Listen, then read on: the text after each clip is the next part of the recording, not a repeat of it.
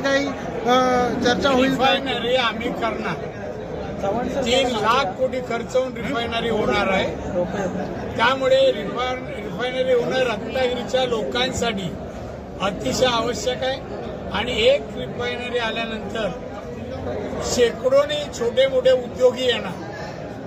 त्यामुळे रिफायनरी आज जगात अनेक ठिकाणी चालू आहे.